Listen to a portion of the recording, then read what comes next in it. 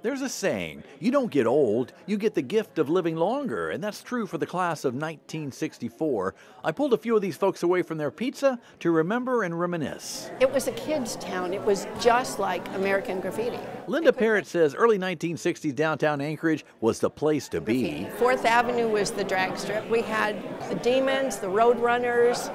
I can't remember the rest. But what she and her classmates here tonight do remember is where they were on Good Friday of that year. John Cooley was at home. So we tried to stand in the backyard, but the ground was going up and down, up and down. And Linda, she'd traded shifts at the 4th Avenue Denali Theater with her friend Sheila. So during the earthquake, she was at the concession stand when the building came down, the glass case and all the candy went out, and I was home on my bed getting thrown across the room. Sheila was okay. Ed Meredith here was working part-time at the Texaco station on JBER. And I looked up and the telephone poles were, like everybody says, going back and forth, and then the warehouses on past that started falling. One wall, next wall, and then the roof.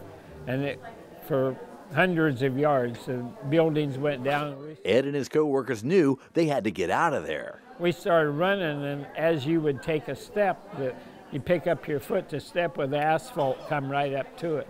So it's like running on the ocean. Lois Howe was at home with her brother. I was living in a trailer, and the aisle's kind of narrow, and it started out kind of like, and my brother comes out and he goes, "We're having a little," and by that time he was slamming up against this wall and that wall and this wall, and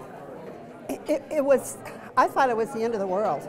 But life for these folks, it did continue. They had lives, children of their own, spouses. These two, Sherry and Ed, they married right out of high school. 60 years. Wow, and how'd you meet?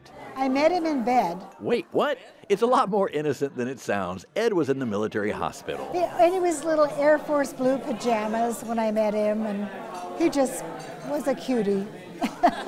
Pajama party. They're both cute. 60 years of marriage and stories to tell, but I think Lois nailed it with this wise thought. My motto is, you only have to be old once. I'm Dave Allgood, and that's... And some people don't get to do it at all.